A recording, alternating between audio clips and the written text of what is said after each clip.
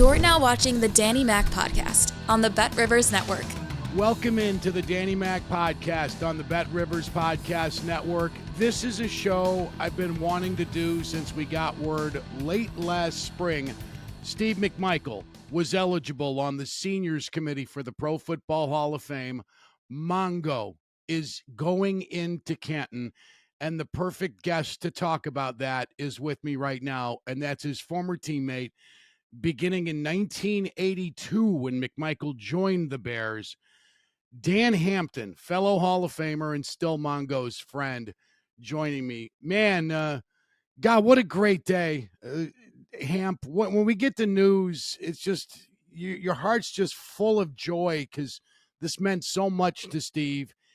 How are you feeling about this? Just, as a football guy and as a very close friend of Steve McMichael's. Well, Danny, it's different probably than practically any other player that's ever been inducted in the Hall of Fame because of the current situation with Steve now being in his third year of being stricken with ALS.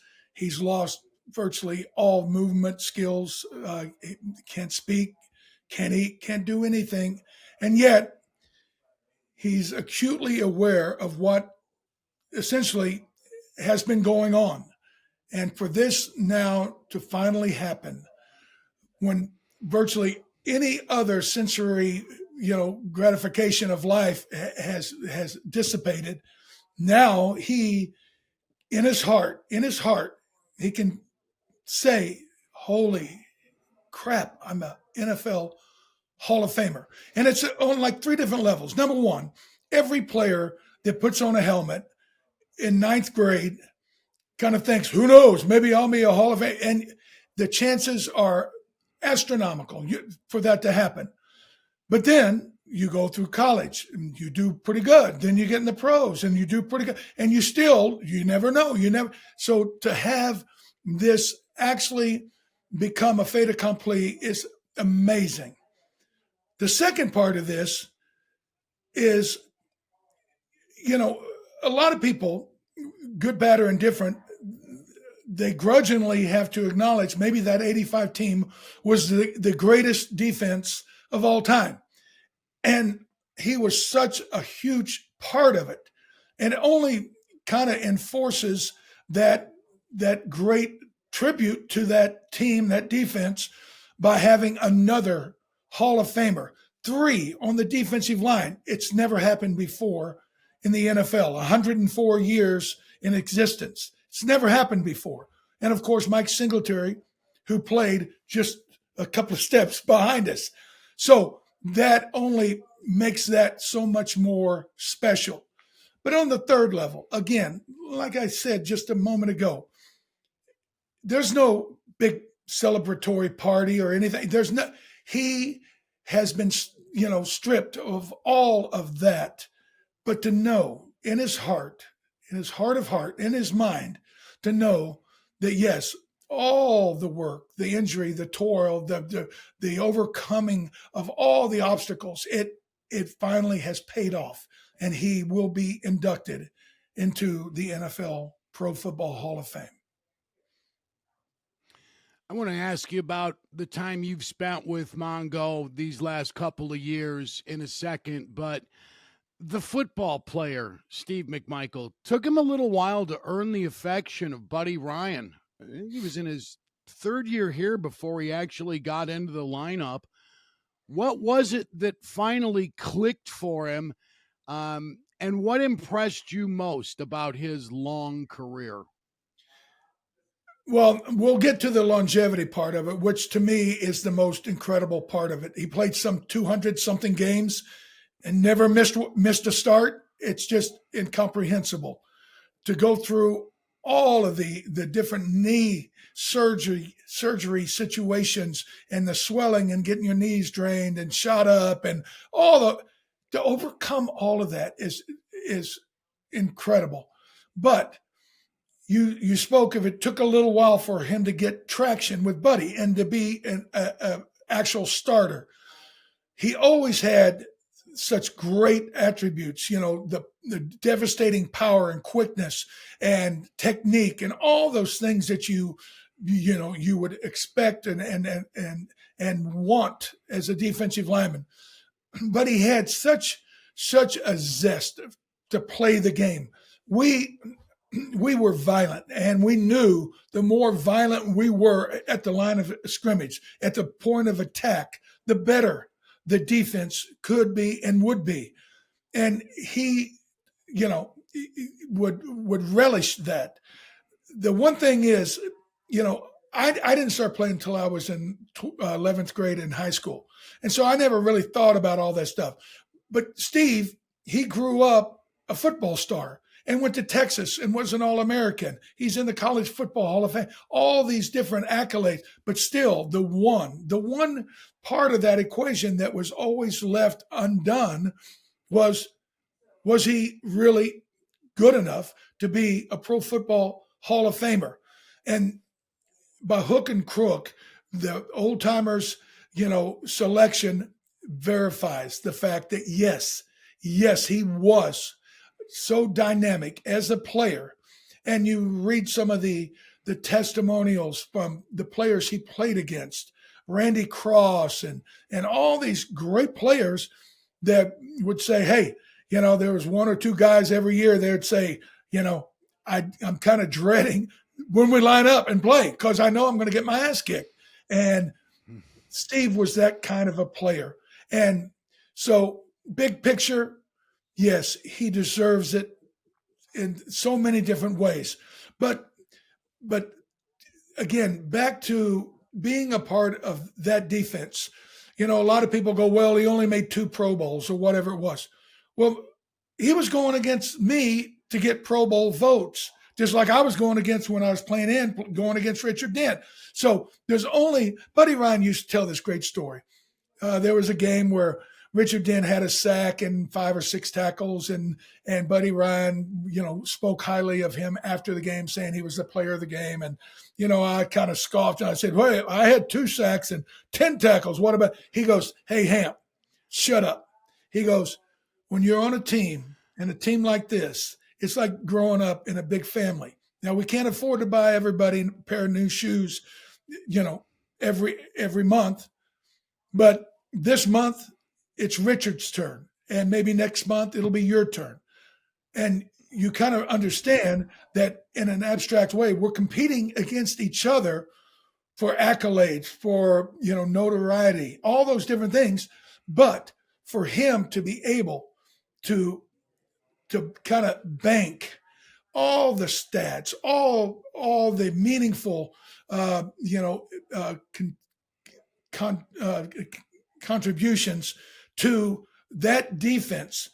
When you've got Pro Bowl linebackers and Pro Bowl defensive tackles and ends all around it, and you still are able to be that kind of an impact player, I think it's just fantastic. And I really want to applaud the Hall of Fame committee because they really kind of, they dug through the numbers and the stats and they came up with the proper verdict, and he deserves it in so many different ways.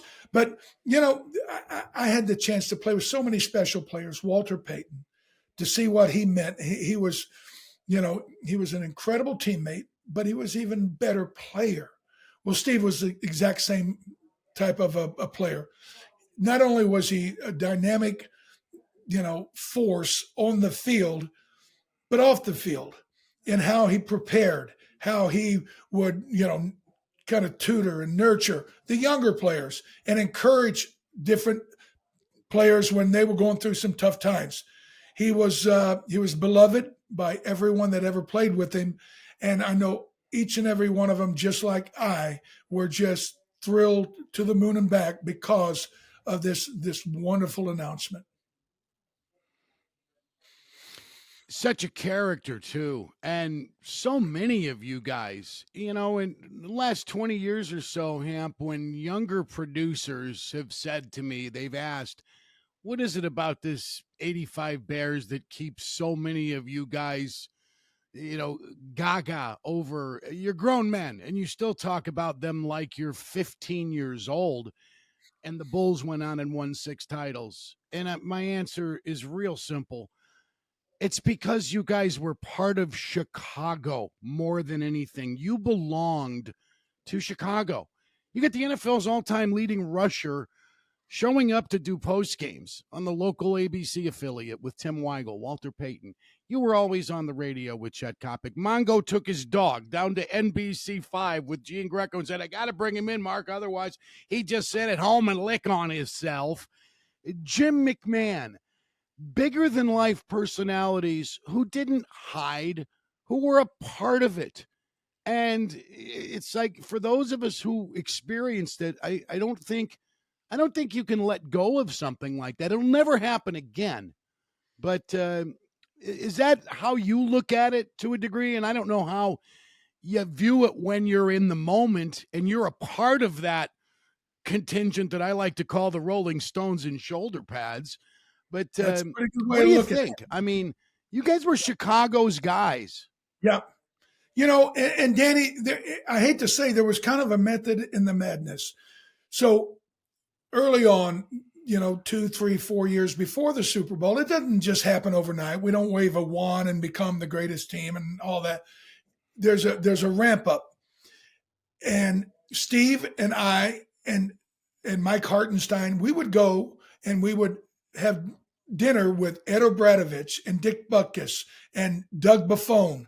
And we would talk to them what it was like to be a part of a team from Chicago that was called the Monsters of the Midway. And nobody was calling anybody the Monsters of the Midway at the end of the 70s when I got there. But we wanted that. We wanted to be known as something bigger than the actual game. And we wanted, and you mentioned his personality, bigger than life. And, he went into wrestling with the 4 Horsemen and all that craziness. He had a flair, and, he was kind of like a Texas troubadour on the field, off the field. He was, it was an incredible era to be a part of, but we wanted that. And we expected that, guess what? We kind of say we want to be this bigger than life sensation and phenomena. Well, guess what?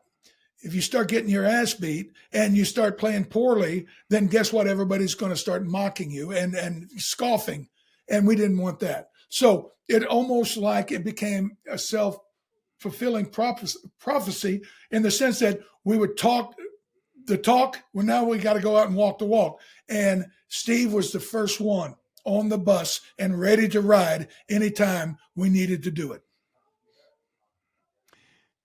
A weight room monster, a tough guy. And when you've spent time with him over the last few years, it's like, man, Father Time is unbeaten and ALS is just so goddamn cruel. How tough has it been for you to keep a stiff upper lip when you stand in the room next to him, knowing he's fully lucid and he hears every word you say and can communicate only through the eye picture board charts, because that's all that's left for an ALS victim is the ability to move their eyes, and that's how they write sentences. For those of you who don't know, how hard has that been for you? It's heartbreak, Danny. Every time I go, I walk out and I say, I can't come back. I just can't seem like that. But after a little while, I realize I have to go. I need to be there. I will be there. It has been heartbreaking is not nearly strong enough term. It's devastating. But all of that being said, and as you just mentioned, he knows what's going on. He knows what is about to happen with the announcement. And a lot of players, they get into the game for notoriety, for money, for girls, for a dealer car, whatever it was. Steve was one of those kind of players that would, there's no tomorrow. We're going to play it until it's over.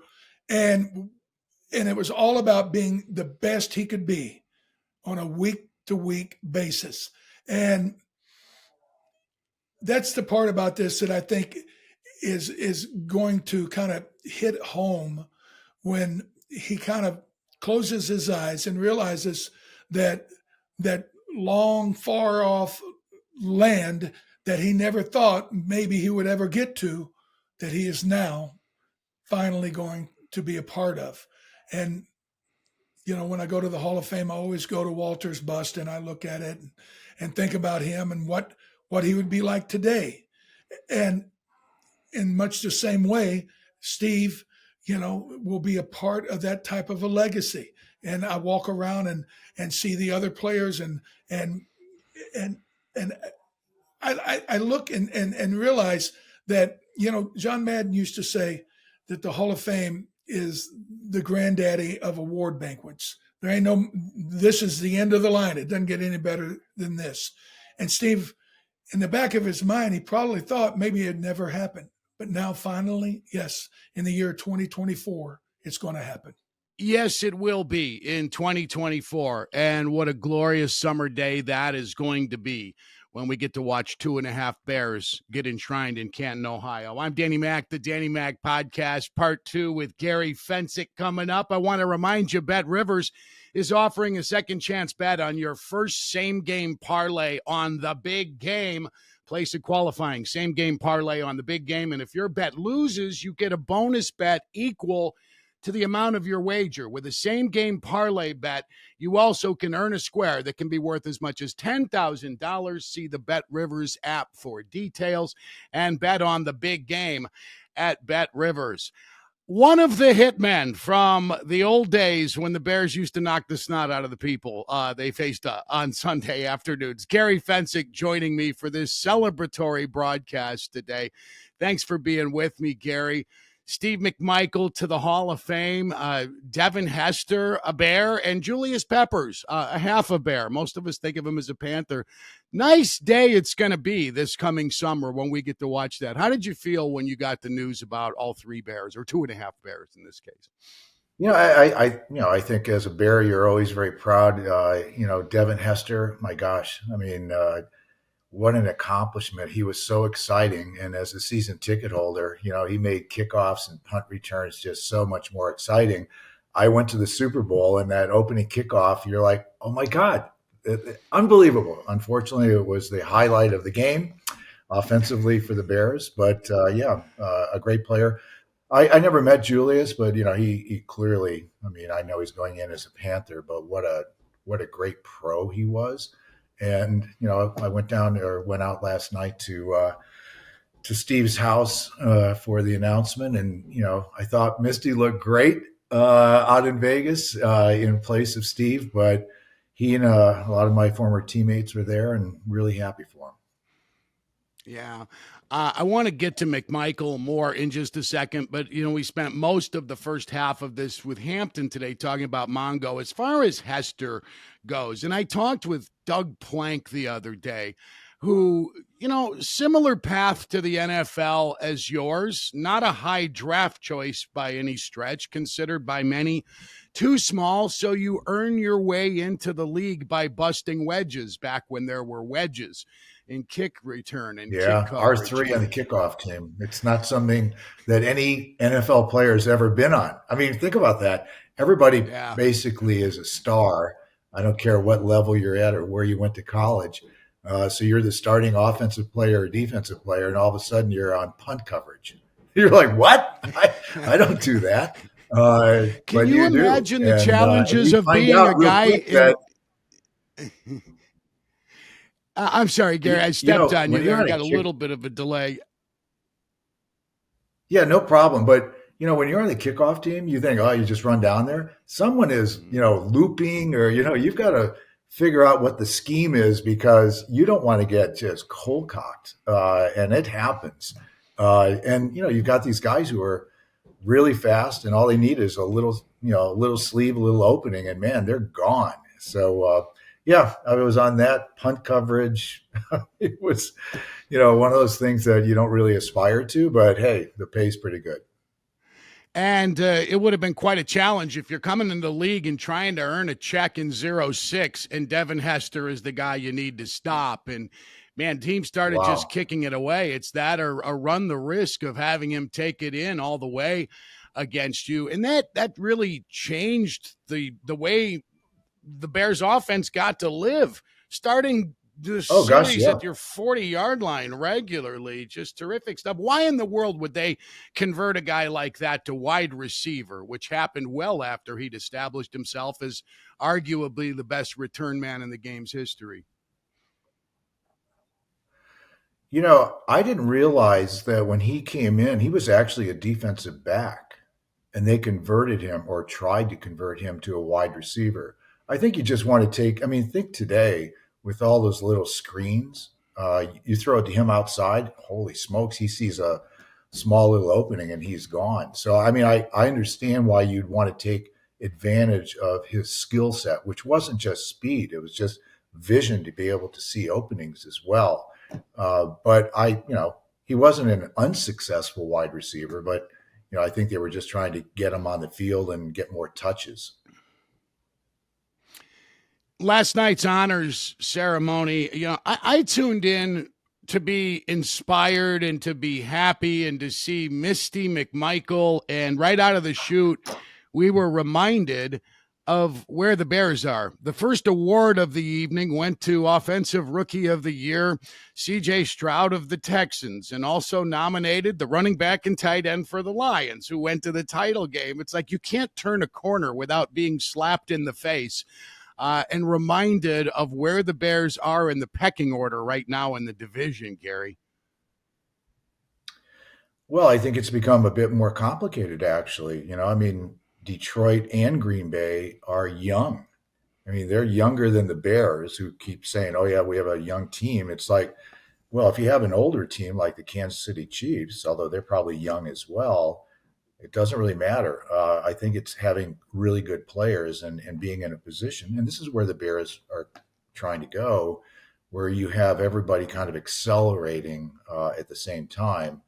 And also you have first contracts, because that really becomes a salary cap issue if you have to pay the top salaries, whatever the position is. They're in that position right now with Johnson at cornerback. And I think Green Bay, first game of the year is like, oh, is Love going to make it? Well, hell, he did more than just make it. And they said, oh, yeah, we have this really good young team. And they get rid of their defensive coordinator, who, the second half of the season, I thought they did a pretty good job. And then you've got Detroit. Detroit reminds me a little bit of the '84 Bears.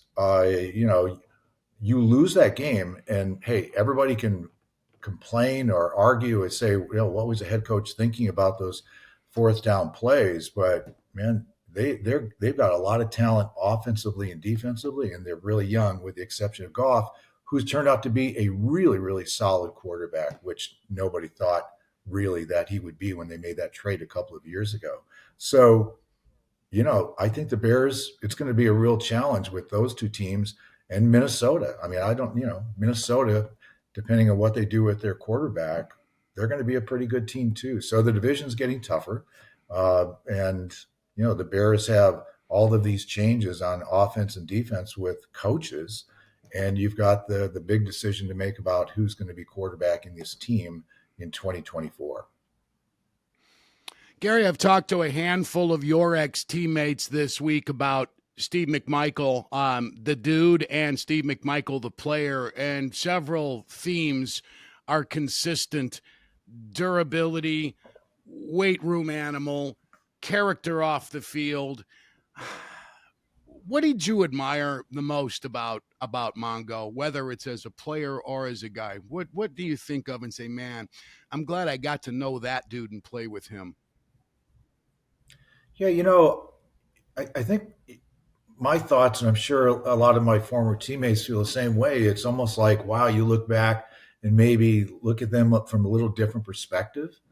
And with Steve, everybody knew that Hamp, from the time Dan came on to the defense, our defense changed. He really was that good a player. And then Richard came in, and all of a sudden you've got, a guy who really has this great sack ability. But, I think with Steve came in, and I think like me, I got cut from the Miami Dolphins. He got cut from the New England Patriots, and he was a second round draft choice. And I think it, gives you a little insecurity, or, hey, I'm not coming off. I don't care if my arm comes off, it's going to be like Monty Python, I am not going to lose that position because of an injury. And so I think that Steve was very happy to be part of a really good team, a really good unit, and took great pride in the fact that he went to Texas, and he has kind of that braggadocio that we associate maybe with people from the state of Texas, period.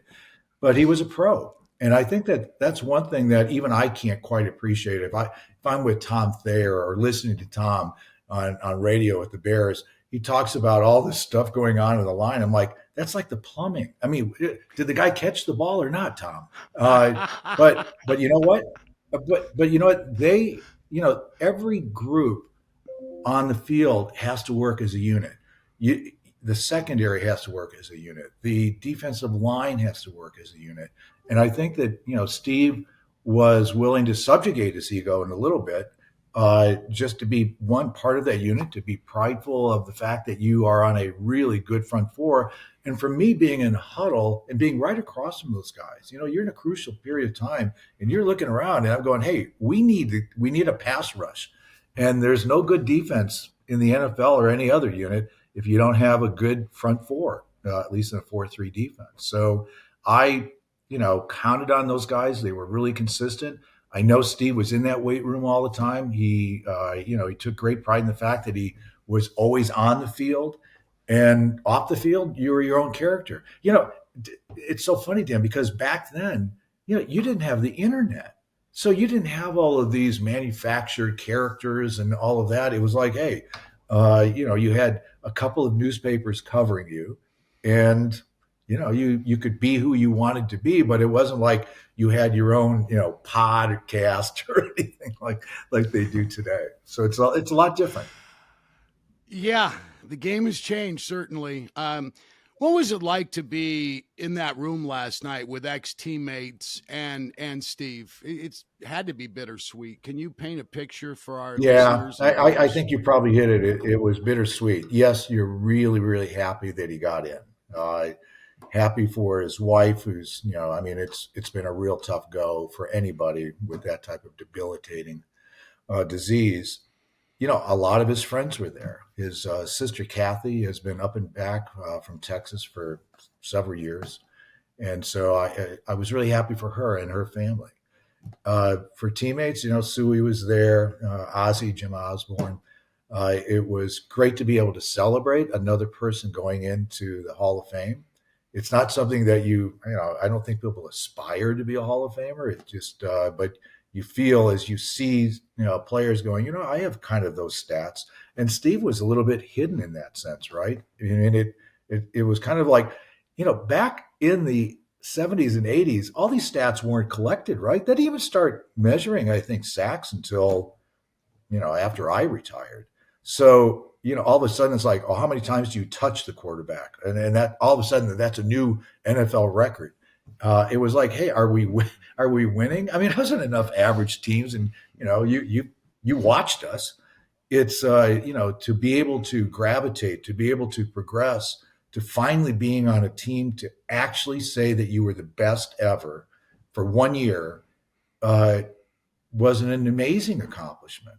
And we showed just how difficult it was to repeat that. For reasons of health, I think, mostly, but that 84, 85, 86 to 88, a year after I was gone, were great seasons for the Chicago Bears and for Bear fans. And you haven't really seen anything like it other than, the last time they were at the Super Bowl. So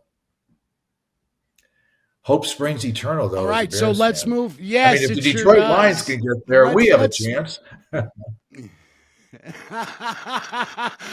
Let's move it forward then. Let me make you general manager, Gary Fencik.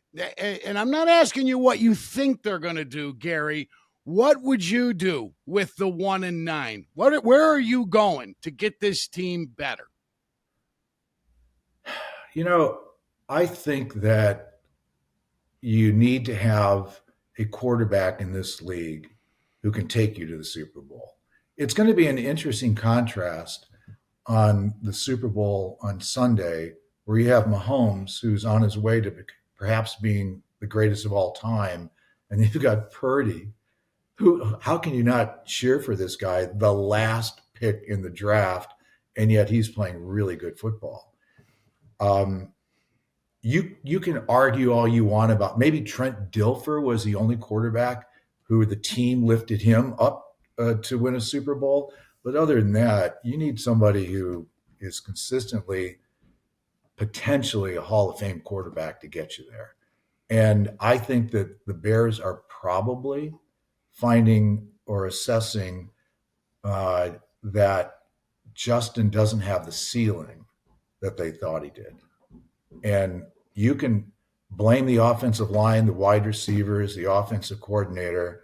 But when you see C.J. Stroud, his rookie year down in Texas, you go, wow, that guy has a vision. He's staying in the pocket. In some ways, Dan, I think going to really great football programs like Alabama, Ohio State is almost a detriment to developing you to be able to throw in 2.5 seconds in the NFL, because your entire offensive line is either a first or second round draft choice. Your wideouts are first round draft choices. Your running backs are first round. And you could smoke a cigarette back there and say, I'll come back to you, because you're going to have plenty of time, 10 seconds, 5 seconds to throw.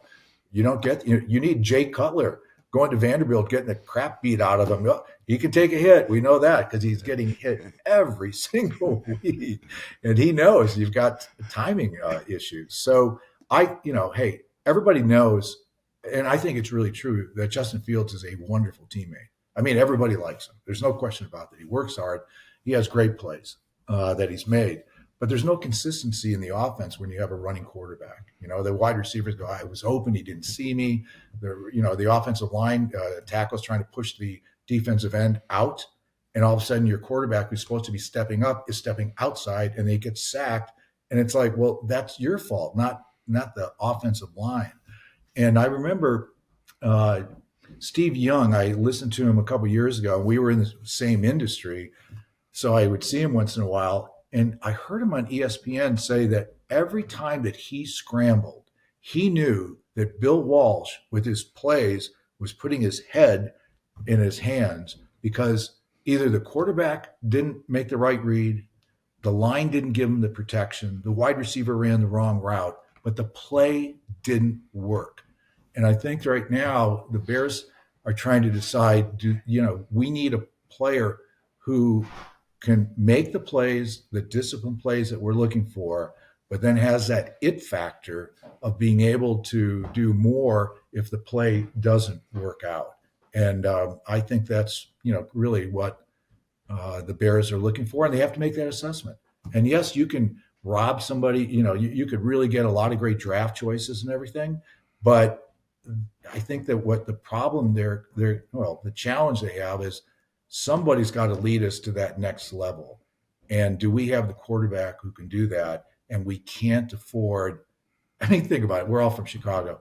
Their luck would be they trade down, they get, all these draft choices, and then the first or second round quarterback pick becomes a future Hall of Famer. And once again, the Bears don't have the quarterback they're looking for. Man. So you would draft a quarterback come late April? You know what? I probably would draft a quarterback. There you go. Gotcha. It's all it's all about, the ceiling. And I think that you can give all these excuses. It's year 3. You look at C.J. Stroud, it's like year 1. And he's doing things that look kind of like you would expect a quarterback in the NFL to do. And I just think that, this is going to be Pohl's challenge. I have all these options. And do I really like Fields, which, by the way, you're going to have to end up paying him a lot of money, and you're still not going to be sure he's the guy.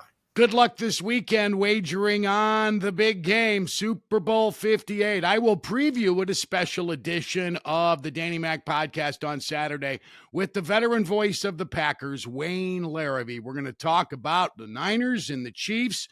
The Packers, seemingly, they've got their guy, it looks like, with Jordan Love. And we'll also talk about the state of broadcasting today when it comes to the biggest jobs in professional broadcasting.